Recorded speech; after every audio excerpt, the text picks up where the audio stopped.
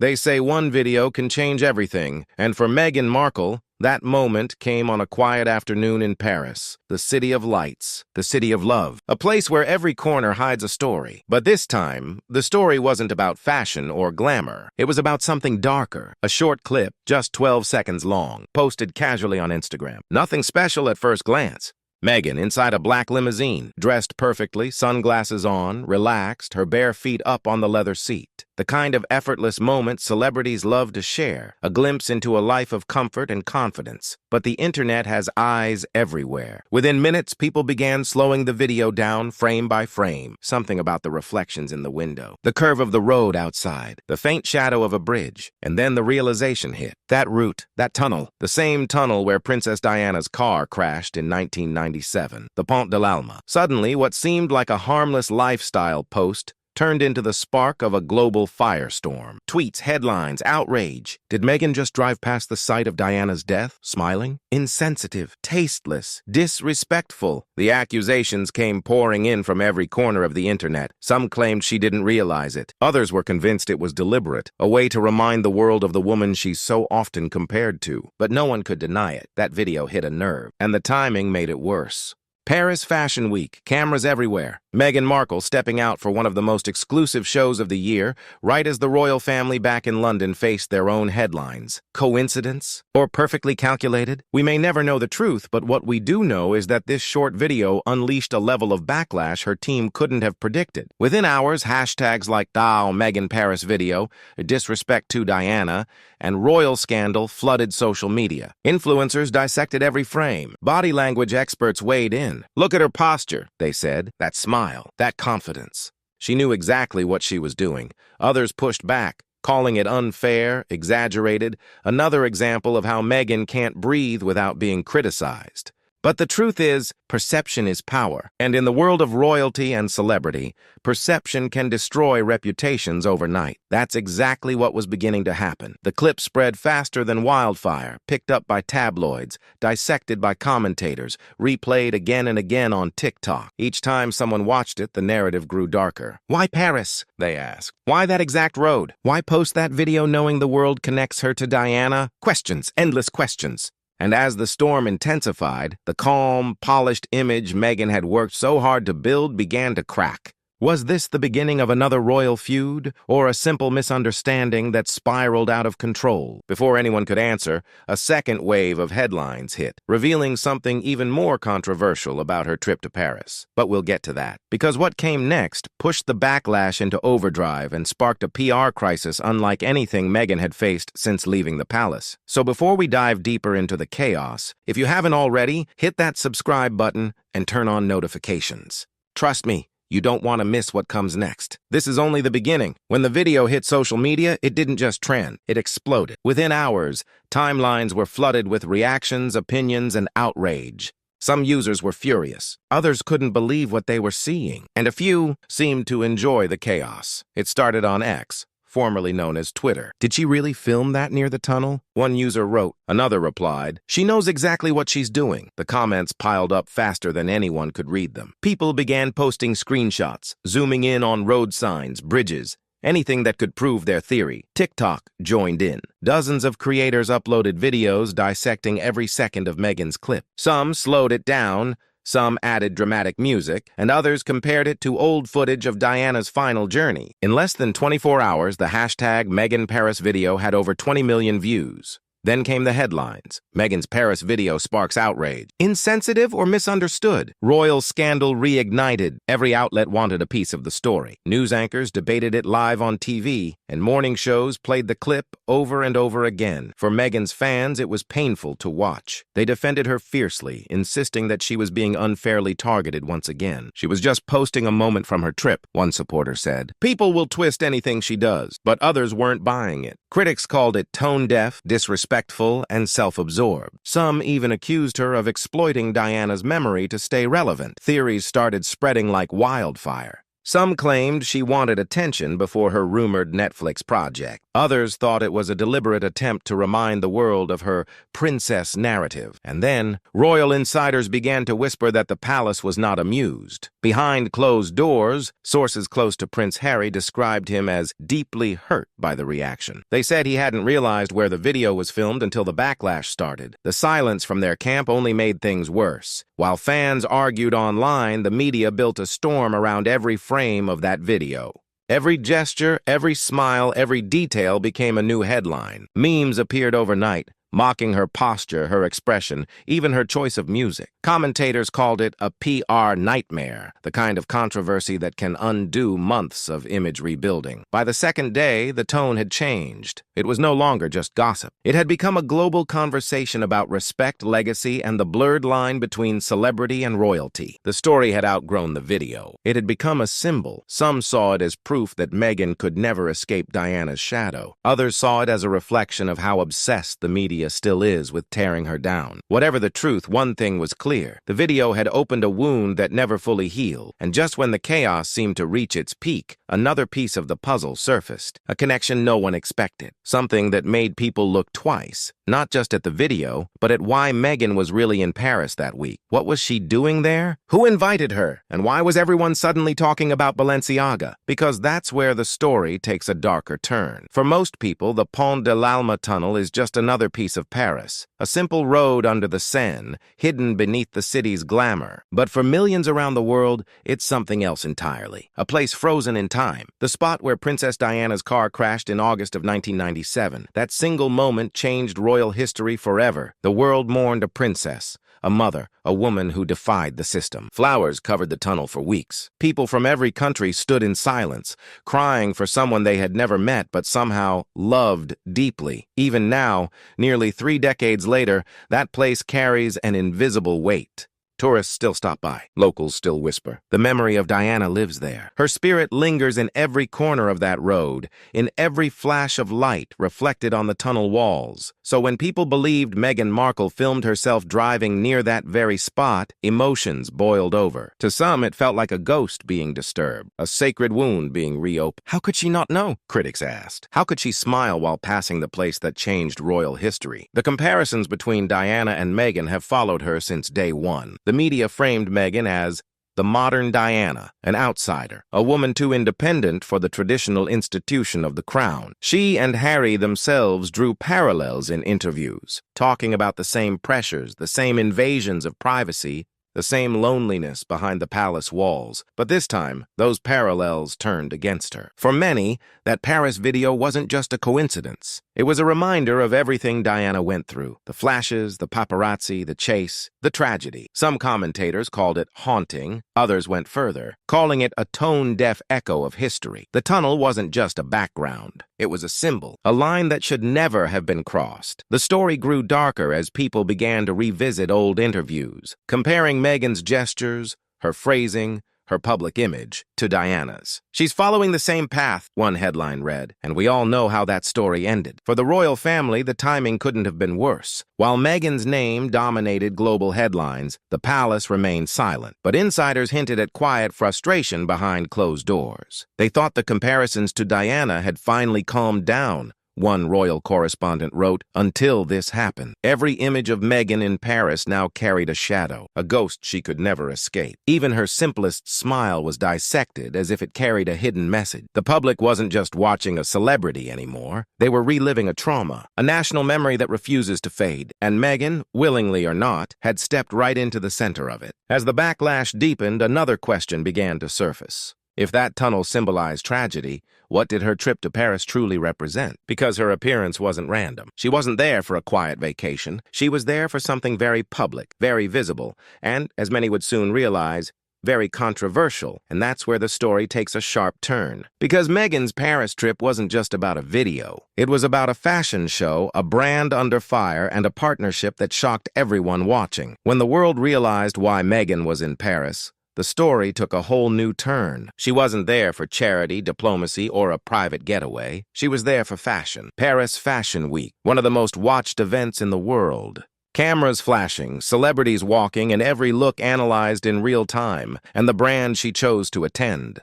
Balenciaga. Yes, that Balenciaga, the same fashion house that had been surrounded by controversy for years. The same brand that, not long ago, faced global outrage over a campaign many called disturbing and inappropriate. So when Meghan Markle stepped into that world, the internet lost its mind. Why Balenciaga? People asked. Why now? The timing couldn't have been worse. Inside the show, she was photographed smiling next to top designers and sitting front row, dressed head to toe in black, embodying luxury and control. The cameras loved it, but the public? Not so much. The moment those images hit social media, new waves of criticism began. She's supposed to be an advocate for women and children, one post read. How can she support a brand like that? Others accused her of hypocrisy, saying she talks about compassion and ethics, yet aligns herself with controversy whenever it benefits her image. Within hours, side-by-side photos began circulating. Meghan's elegant entrance at Balenciaga's show next to the screenshots of that infamous campaign the brand had been condemned for. The contrast was brutal. It didn't take long before tabloids picked it up. From royal rebel to Balenciaga ambassador, Meghan's fashion disaster in Paris. And then came the whisper. Reports claimed that Meghan wasn't even officially invited, that she had reached out to attend,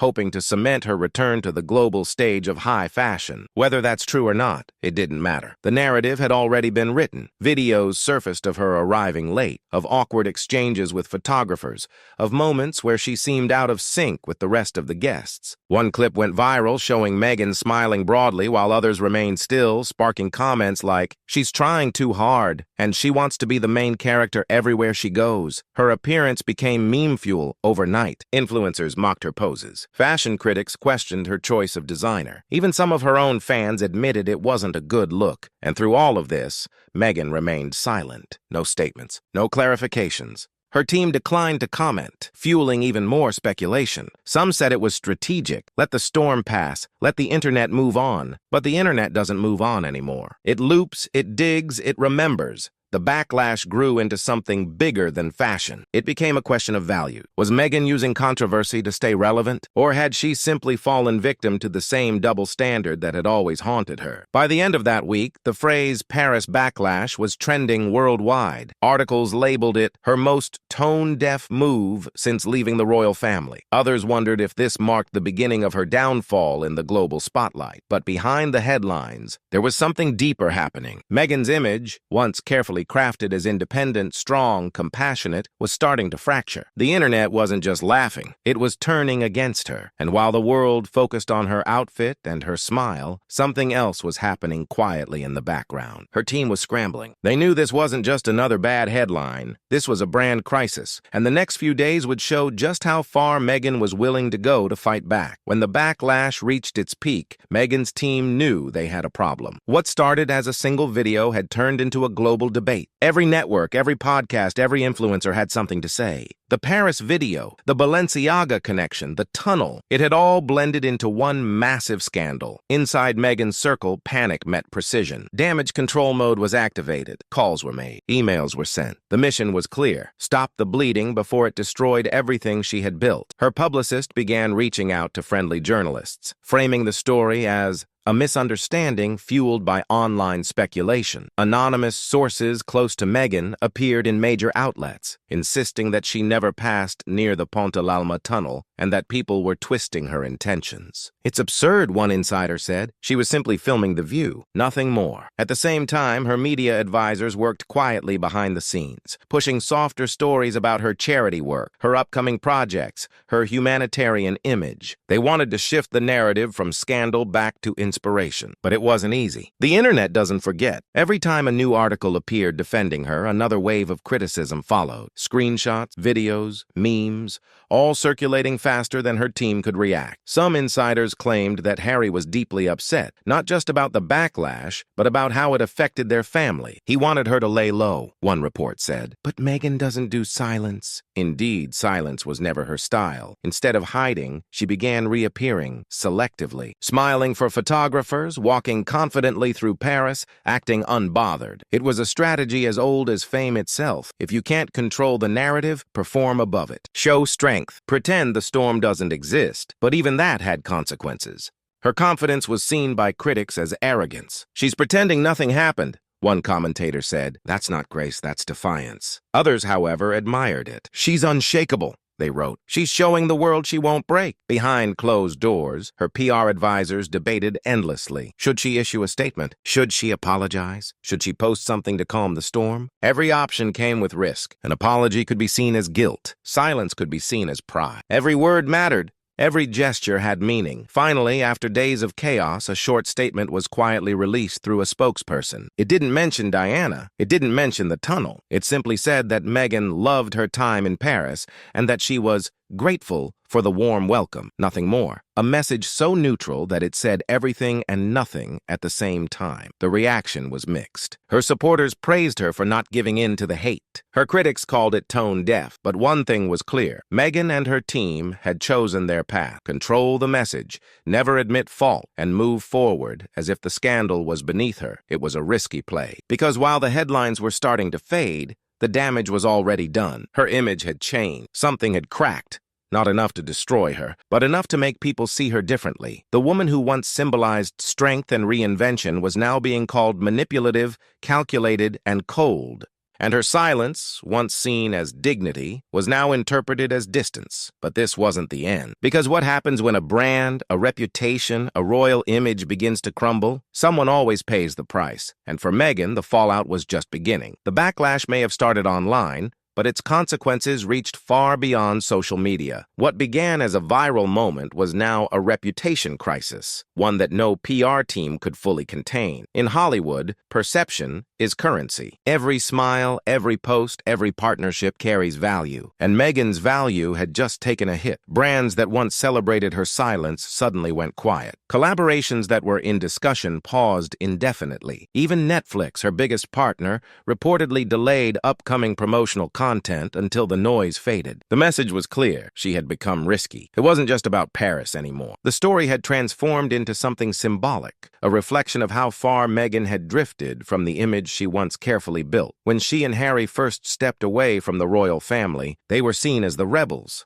Brave, outspoken, modern. But now people weren't calling her brave. They were calling her reckless. The same independence that once earned admiration had turned into a weapon against her. Public trust, once her greatest strength, was cracking. She talks about compassion but acts with arrogance. One headline read, "Meghan wants empathy but not accountability," said another. The media had found its new narrative, and it was merciless. Even her most loyal fans were beginning to hesitate. The comments under her older videos shifted. Once filled with hearts and praise, now they carried doubt. "I love her, but this doesn't feel right. She's losing touch." Meanwhile, the royal establishment watched in silence. For them, every scandal surrounding Meghan only confirmed their original fears, that she was unpredictable, uncontrollable, a force that didn't fit their world. And though the palace would never say it publicly, many believed this controversy had only strengthened their image while weakening hers. The damage wasn't just external. Insiders claimed tension was growing behind closed doors. Harry, torn between loyalty and frustration, wanted to protect her,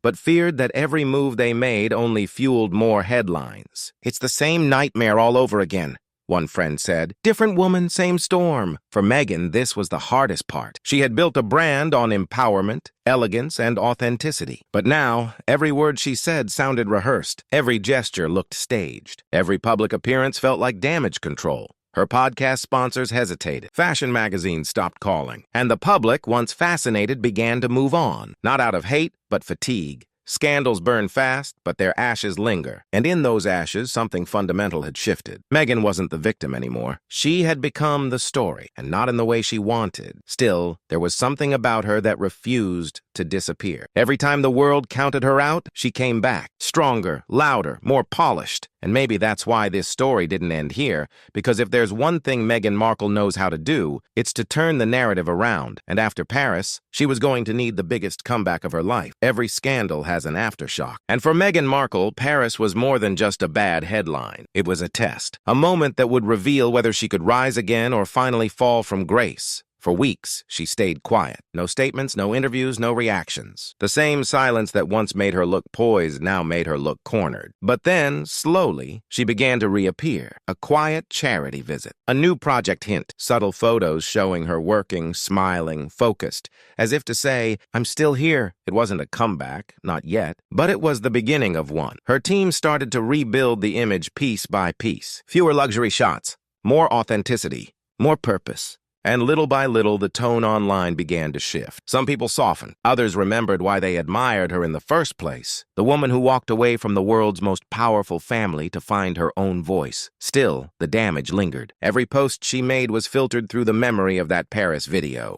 Every smile was questioned, every gesture reinterpreted. Could she ever escape Diana's shadow? Could she ever reclaim the trust she'd lost? The truth is, Meghan lives in a world that forgives slowly, but watches constantly. And maybe that's what keeps her story alive. The tension between redemption and ruin. Because love her or hate her, Meghan Markle remains impossible to ignore. She provokes, she polarizes, she fascinates. And even when she disappears, she never truly leaves the spotlight. Insiders say she's planning something big, a new chapter, a new message, something that will set the record straight. Whether that's true or just another rumor doesn't matter. The world is waiting. Maybe she'll tell her side of the story. Maybe she'll stay silent and let time do the work. But one thing is certain. Meghan Markle has been underestimated before, and she knows exactly how to turn backlash into momentum. Still, after Paris, the rules have changed. The line between authenticity and performance has blurred. Every move she makes will be judged, every word replayed, and so her next step won't just define her career, it will define her legacy. Because sometimes,